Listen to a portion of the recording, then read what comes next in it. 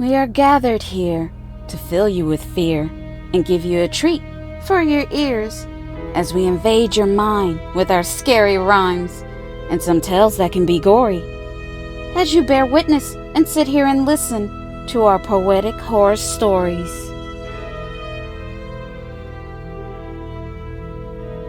I am your host and narrator, Gloomy Pond. I hope you are here to have some fun. I have here with me 3 stories told poetically for you to enjoy and consume. So please feel free to turn up your volume. We are here every Friday to play with spooks and shades to parade their display. So boys and girls, get ready for a journey into our world. Grab some popcorn and some snacks. Get comfortable and relax. And do not forget to like, comment, share, and subscribe. It is free. It won't cost you anything. And please hit the bell. With that said, now on with tonight's tales.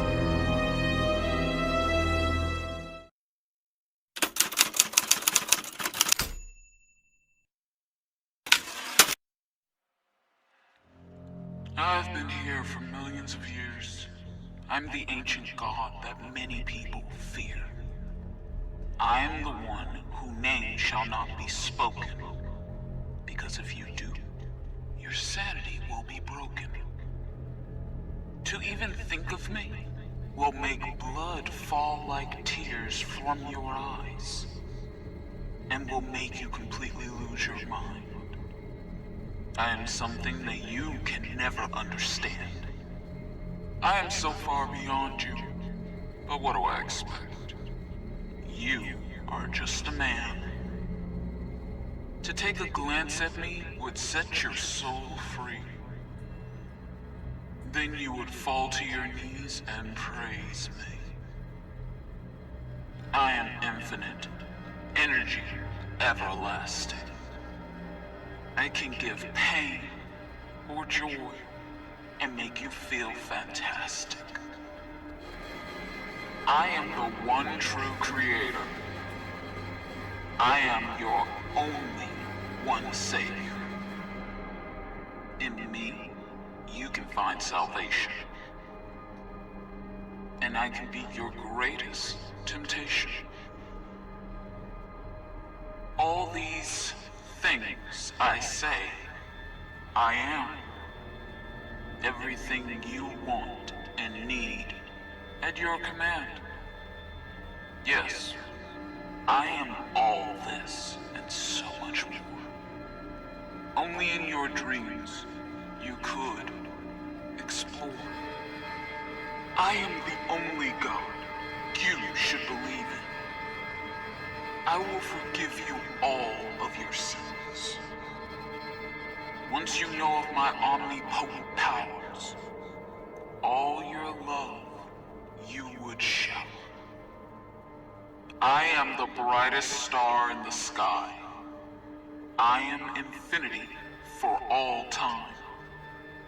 I am the beginning and the end. I am the great one, a being that you will never comprehend.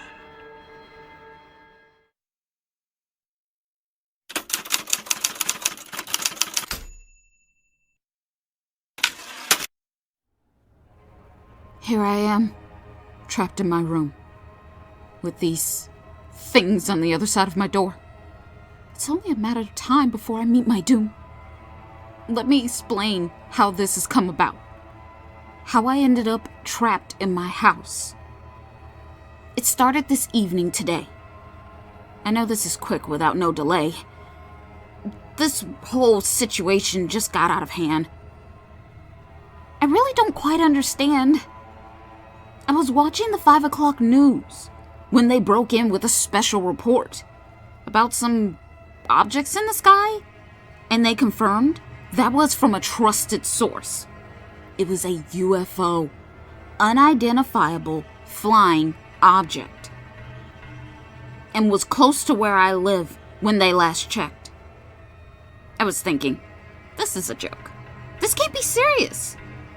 They have to be playing. This can't be real. This is delirious. So, I went outside to check the skies with my own eyes. I spy an object that I could not identify. It was moving fast. 1 second, it was on the left, and the next it was on the right.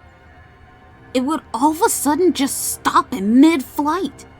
It was behaving very sporadic, but its maneuvers seemed very systematic. Then it started to descend. It came down and landed on the ground. All my neighbors started to gather around. We were dumbfounded. Then the door opened to the spacecraft, and just like that, we were under attack. I saw a few of my neighbors vaporize right in front of my own eyes. We were all scared and taken by surprise. We all started to panic. We started running. It was horrible and dramatic. This was no doubt an alien invasion. As my blood pressure started to rise, I was elevating. It was crazy. I ran into my house and locked myself in, hoping this wouldn't be my end. Then the power went out on the whole street, leaving me in dark, and now I can't see. This was amazing and hard to believe. I really didn't have any weapons to defend them off. I was vulnerable and at a loss. Next thing I hear was my doorknob turning. They were trying to get inside. Now my stomach is churning. My heart is racing, leaving me short of breath. I knew this was going to lead to my death. So I ran to my bedroom. I closed and locked my door. I could hear them moving across my floor. Now I am here, cowering in the corner in fear, wishing that they would leave and just go away and let me be. This is all so surreal. This tragic, terrifying ordeal. If this is a dream, I want to wake back up in my reality. But unfortunately for me, this is real, it seems. So I close my eyes as I pray to God. What would be the odds? As I hear them outside the door, try to get inside, and hope that this is quick and painless. As I face my demise, all of a sudden, I hear a click, and now I know that this is it.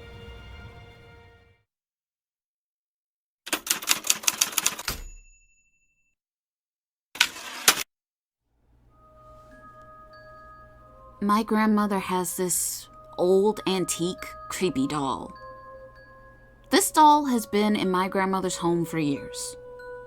I remember it from when I was small. I hated that doll. It just looks so creepy. The eyes follow you around, like it can see you. It's downright freaky. I know one day, I saw it move. I promise that this is the truth. But for the longest time, it belonged to my grandmother and stayed in her home. Till one day, I came home from school and the doll was in my bedroom sitting on my desk. But how it got there, I didn't know. I asked my mom, "What is that old creepy doll doing in my room?" She told me my grandmother was moving to a smaller home and getting rid of things. And she thought you would like to have it. That's what she assumed. I told my mom that doll has always scared me. She laughed and said, "It's a doll. What makes it so scary?" I told her the eyes follow you around and I seen it move on its own. She said to me that you must have been imagining things. That's ridiculous and impossible. This doll has been in your grandmother's home for years, and now your grandmother has passed it on to you. You're a teenager now. You need to get over your childish fears. I was so upset that she wasn't listening and dismissing the way I feel. Me being scared of a doll to her was no big deal. I went to my room and slammed my door. I slammed it so hard the doll fell on the floor.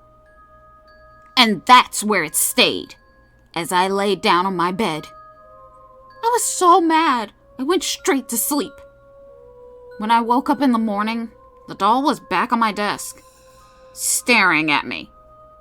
I sat up quickly because it took me by surprise.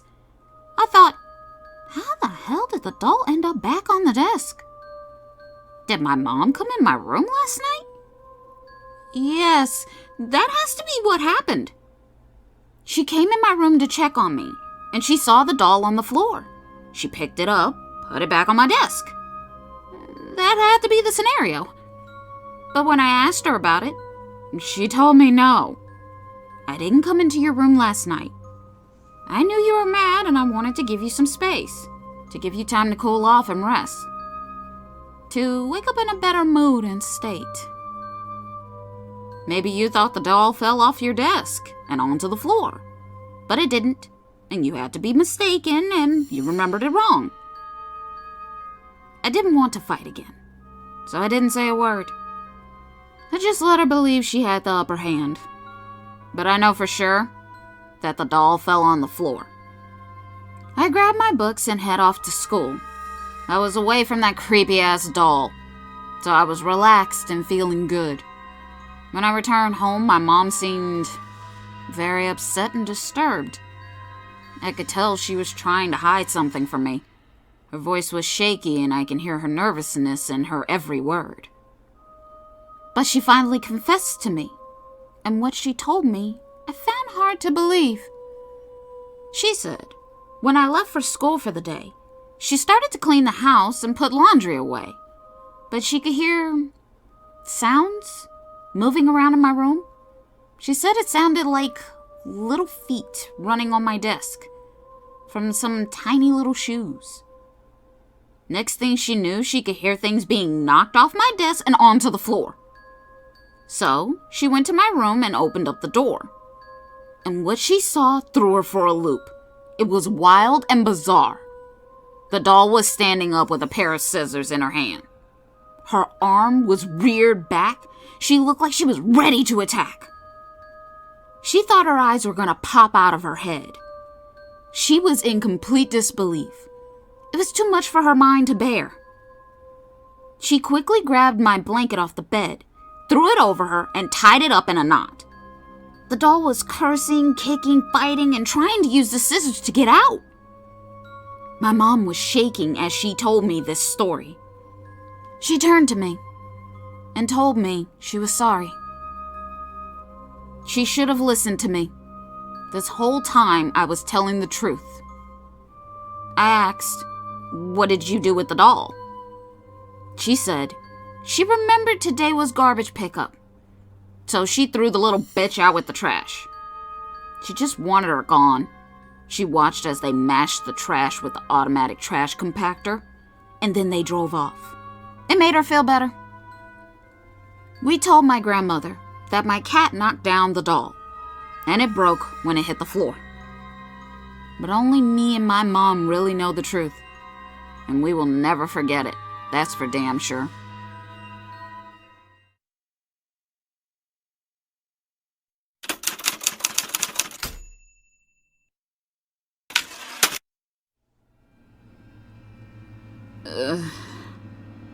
I woke up today with the worst headache of my life.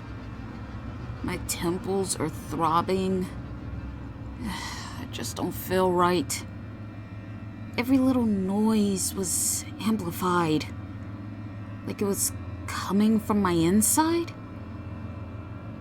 My head felt like it was going to explode, just from the sound of any little noise.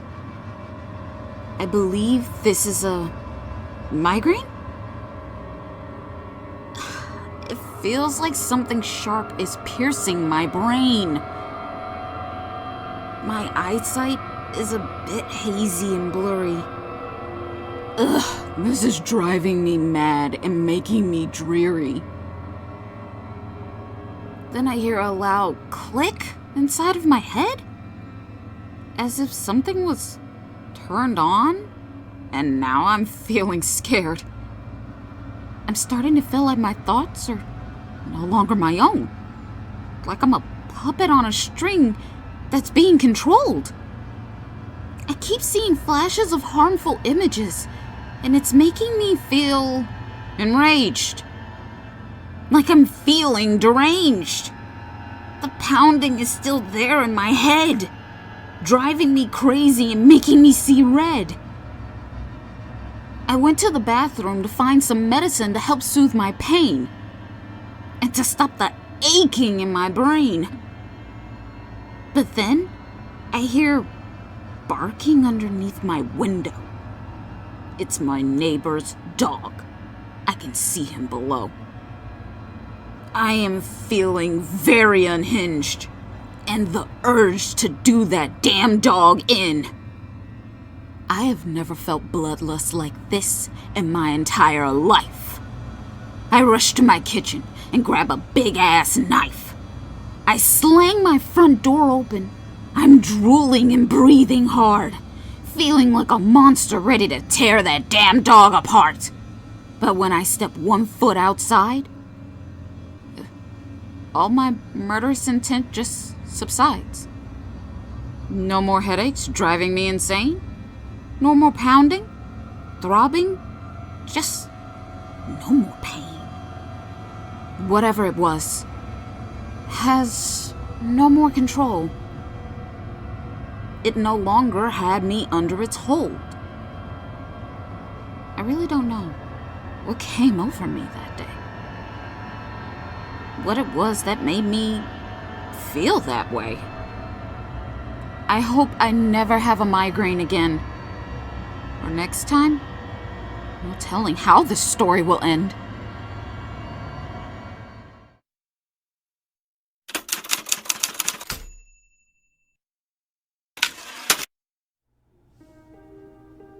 I tend to think a lot outside of the box, which just means I don't have normal thoughts. I don't go with the flow like most. I tend to assess the situation, and I come up with my own approach. I try to look at the bigger picture. Then I take my time to plan, and then I try to configure. I have always been this way. My mind needs to connect the dots, to fill in all the holes, and not miss a spot. This is a complexity that is key to me. I live to problem solve, to figure out life's little mysteries. I can become obsessed with minute issues that other people see as trivial. They can't see the significance, but I do, and it's truly beautiful. Because I don't consider anything small. Everything is here in our world for a reason. Nothing is placed here by default. This fascinates and piques my curiosity. It makes me imagine all the possibilities. It's the details that really intrigues me. It's what makes me feel happy and free. I live to put all the puzzle pieces together. Then, I'll take a step back and admire my creation as I revel. I know it sounds like I have OCD or a psychopath. Just an obsessive personality trait. But it's so much more than that. It's helped me to create. You see, as they say, the devil is in the details. No truer words have been spoken. For if you plan, then you will never fail. For instance, I run a scenario through my mind all the time on how I can get away with murder. I study killers and where they went wrong. I'm a studious and fast learner. Most killers I notice fail because they become sloppy and lax. They get away with killing for so long, they lose focus. This is a fact. But that won't be me. My victims will never be found. I'm always 10 steps ahead of the game. I know this information has you a bit astounded. On how many bodies do I have laying around? But I won't tell. My lips are sealed. Unless you want a deal and take off my sentence about 50 years.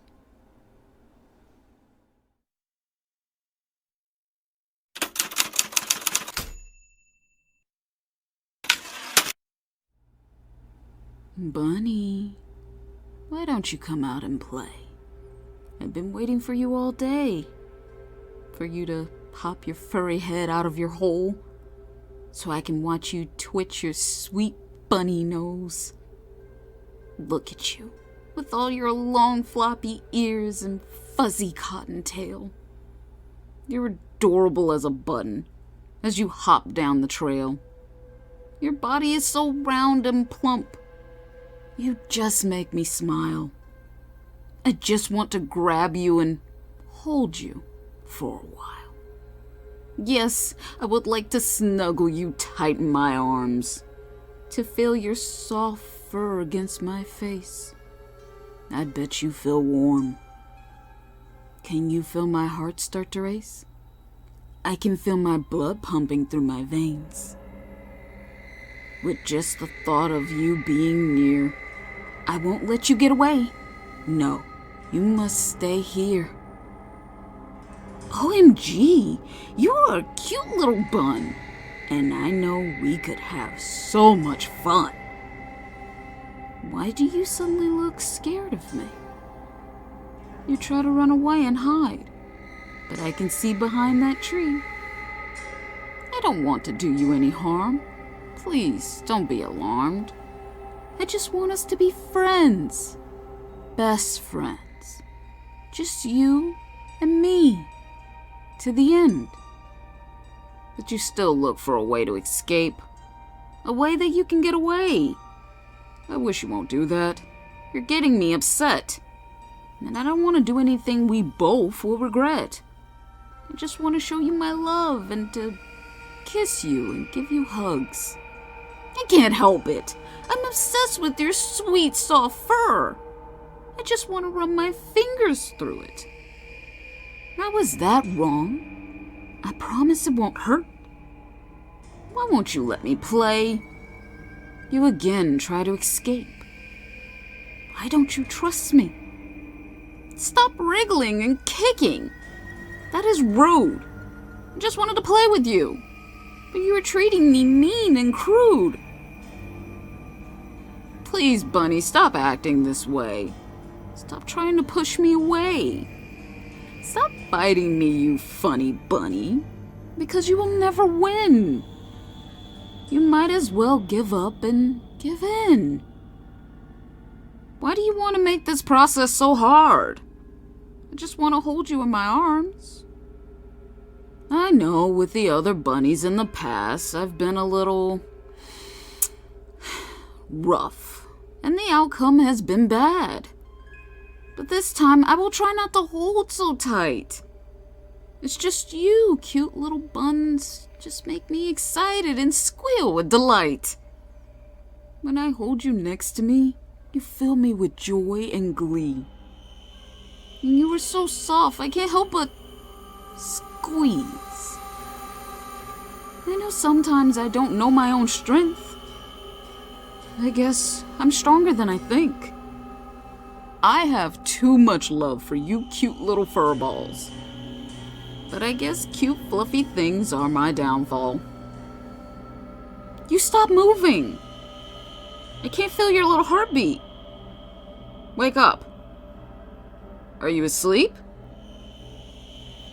Oh, I did it again. I loved you to death, my furry friend.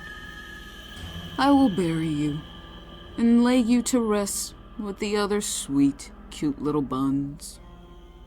In the secret graveyard I made for all my hundreds of furry friends that I loved.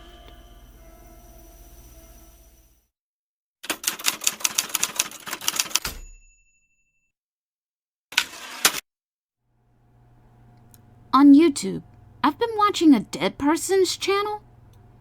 The way she died made the news, but the channel was never taken down or dismantled.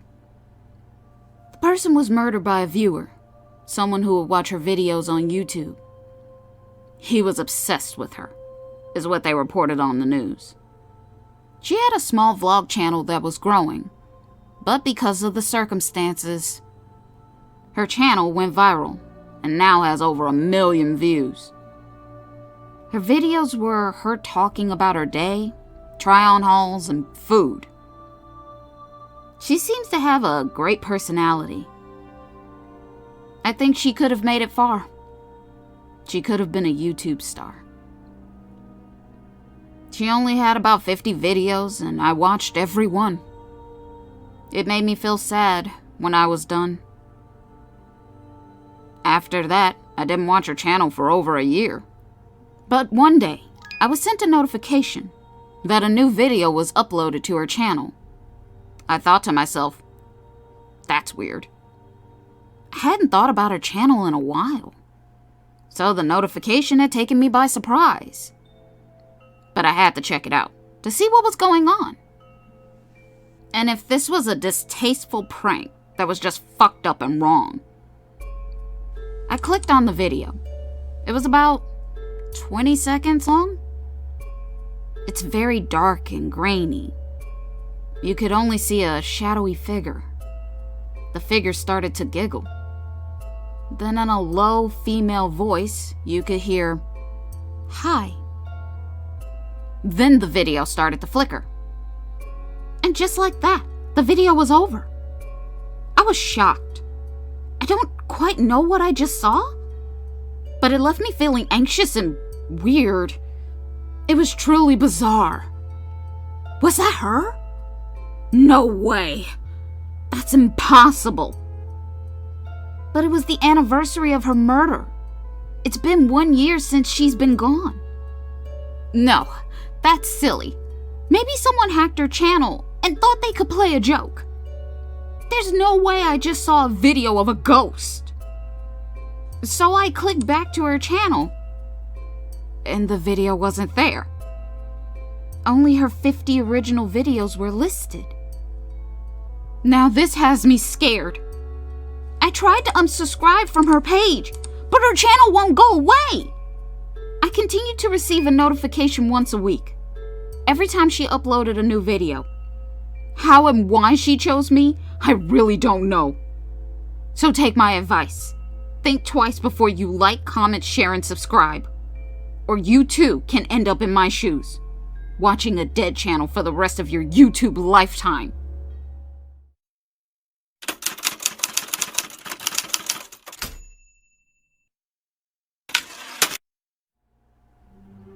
What if you knew how and when you will die? Would it make you change the way you live your life? Well, I know my expiration date, and I know when and how it will happen to me. It's just my fate. Since I was a child, I was a very sickly kid. My mother rarely let me play with other children, because she thought they could make my condition worse. At least, that's what she feared. So in my room is where I dwell. I spent most of my time watching from my bedroom window as the children play all day outside. But my mother did the best she could. At least, she would try. She always tried to keep my spirits up high. You see, I have an autoimmune disease. My body would attack my normal cells, and this would keep me weak and frail. It was pure hell. As I grew older, my outcome was looking very bleak. There was nothing the doctors could do. They just gave up on me. My mother, God rest her soul, she started looking for an alternative way for me to be treated. She tried all kinds of methods, but all of it failed. It left her feeling defeated. She didn't want to see her only child die right before her eyes. So, she did what she thought was best in her desperateness. She came home one day with a big book. I thought she was doing some research on my disease. I thought maybe she was looking for a new way to help me. Yes, she was looking for a way to help heal my illness. She wanted to cast a dark spell to cure my sickness. My mother knew nothing about witchcraft. Looking back now, it's comical. I just have to laugh. But somehow, she figured the spell out. I wish she would have let me die, instead of her making that damn deal, that vow. The vow she made was to give half of her life force up to me. She made this deal with a demon. She felt she had no choice. So, she agreed. After she cast a spell, I started to feel better and stronger. I was doing well. But my mother started to get sick, and within a few years, her heart failed. I didn't know at the time what she gave up for me to live. I really didn't have any idea. So I mourned my mother's passing and grew up to be a healthy young man. Till one day, I came across her diary. It was in an old bag. I popped the lock on the diary, and to my great shock, I read what she did, what she sacrificed to heal her sick child. But the last part of her diary revealed what was the part of the deal. The demon has the right to come back on my 78th birthday to claim what is his. So my mother got a wish for me to live a long, productive, healthy life. I have 3 grown children, 8 grandchildren, and have been happily married for 40 years to my beautiful wife. And tonight, at midnight, when I turn 78, later on we will celebrate my day with a candle-filled cake. My family will sing happy birthday. I will blow out the candles, and with that, I sealed my expiration date.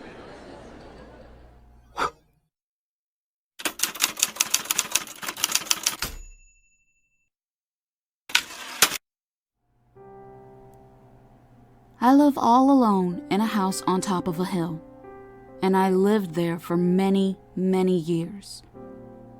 I can recall playing in the yard when I was a little girl.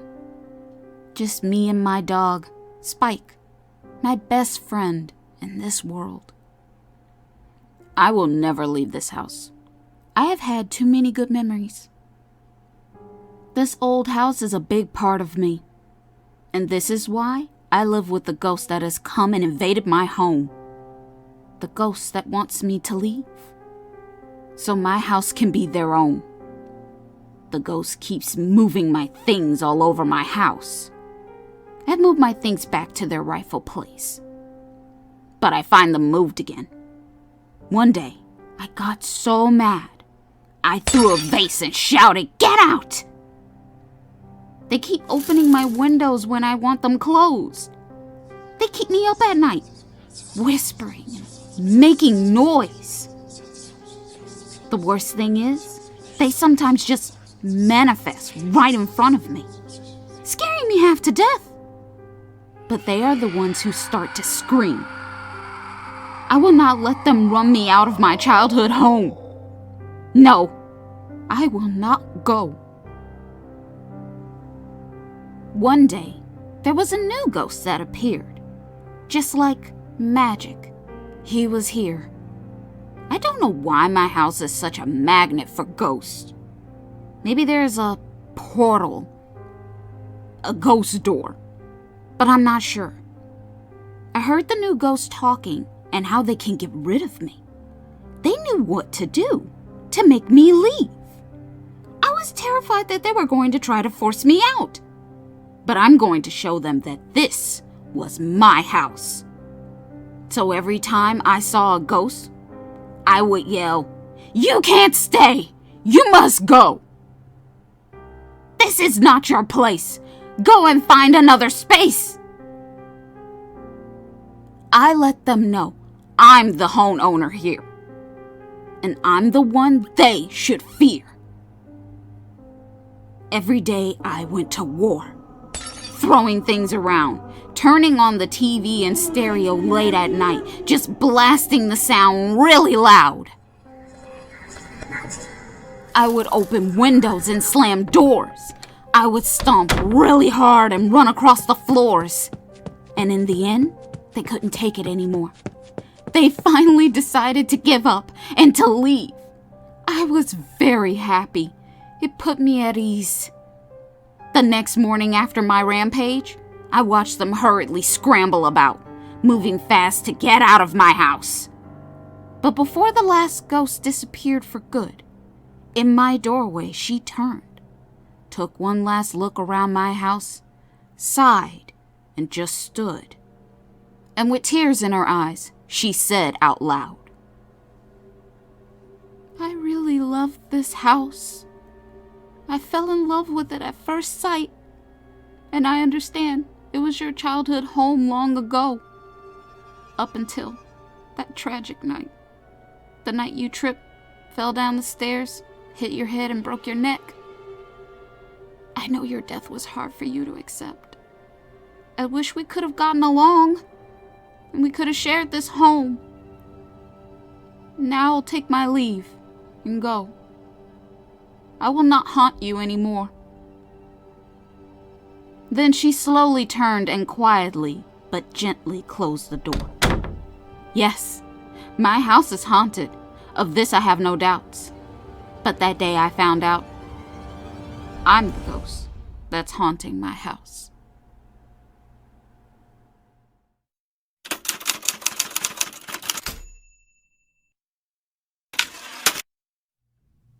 I live in a glass house. It's crystal clear, so people can look in and I can see out. I don't mind if people can see me in here. I know that they find this strange and weird. Some people find my home a sight to behold. It's an oddity that makes them curious and a bit intrigued, if truth be told. What they think. Who would want to stay in a glass house? He has to be doing this for attention. He's looking for clout. But the reason is, I don't trust anyone. I just can't let my guard down. Because if I do, then they will come. Who is they? I can imagine you to say. Well, they are angels that descend from the skies. They are coming for me, and I'm not quite sure why. A few years ago, they invaded my home in the middle of the night. I just remembered a bright white light. They abducted and hooked me up to some alien machine to probe my mind. I took this as a warning sign. And now, they return periodically to take my memories. Such audacity! And this is why I live in a glass house, so I'm always ready for whatever comes about.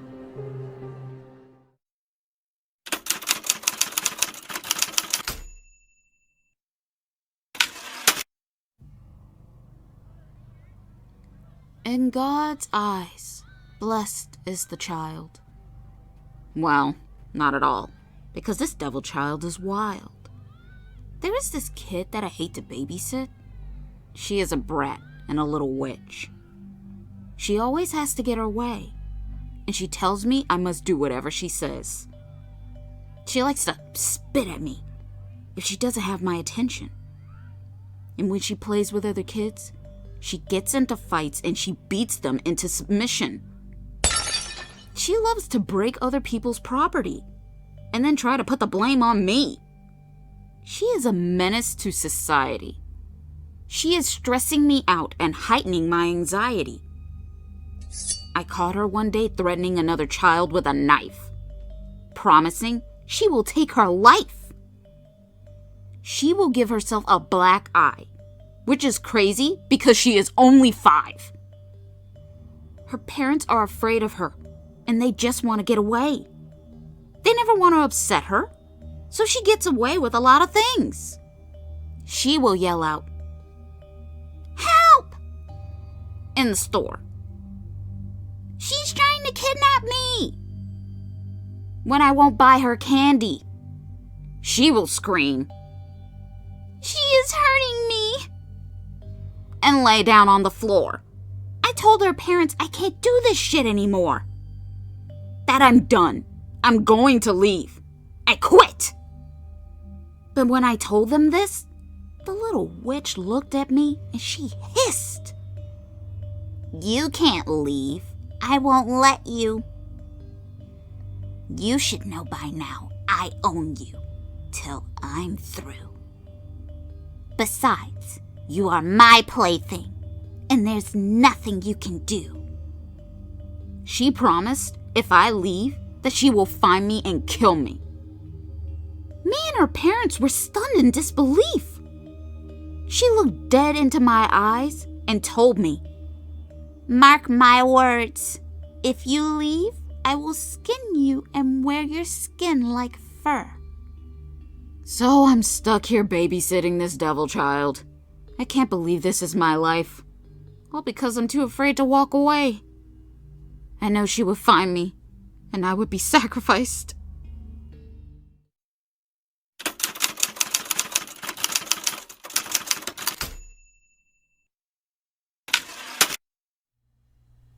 Come, children.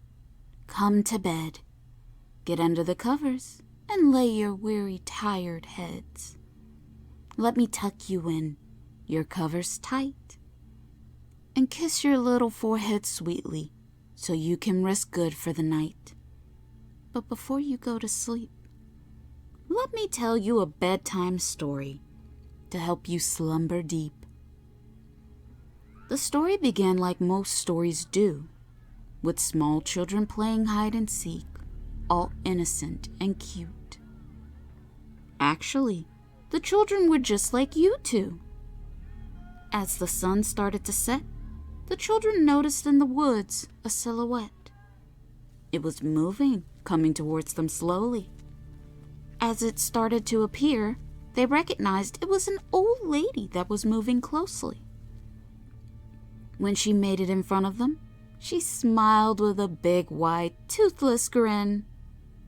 She introduced herself as the Hag of the Woods, and she happened to hear the laughter of the children, something she hadn't heard for a long time. It made her feel good. The sound of their laughter filled her with glee.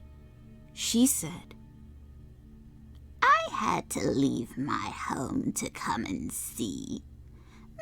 My, both of you look so sweet. If you like to come over, I have treats. The children smiled and accepted the hag's invitation. They both appreciated her offer and took her up on it without any hesitation. So they followed the old lady to her home, with the thoughts of the treats they will eat that they long.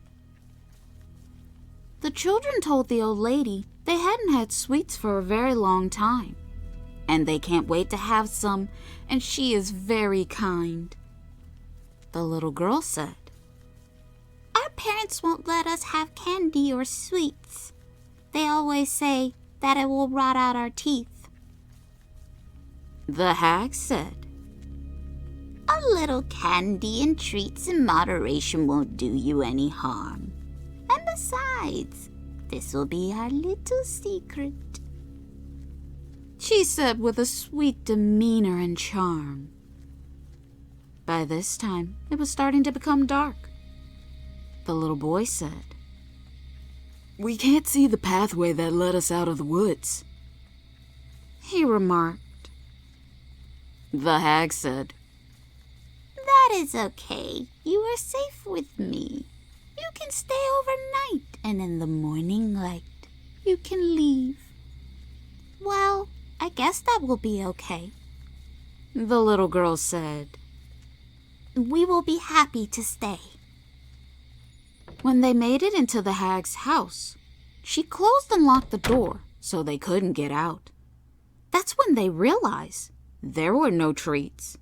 She tricked them with the thought of sweets.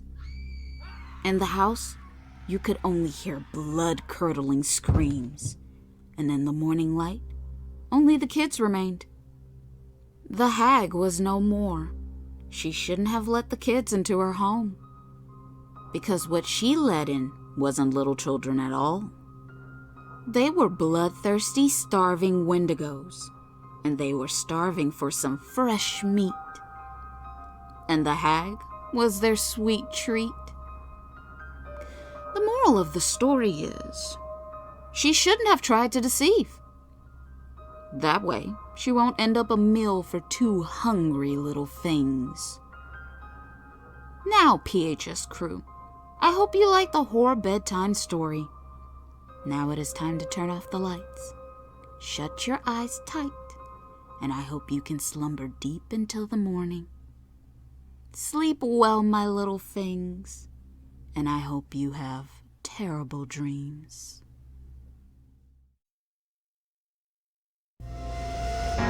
So, you're still here, and you made it to the end. I'm glad that you have no fear, and we did not get under your skin. I hope you enjoyed all our stories, and they will not keep you up tonight.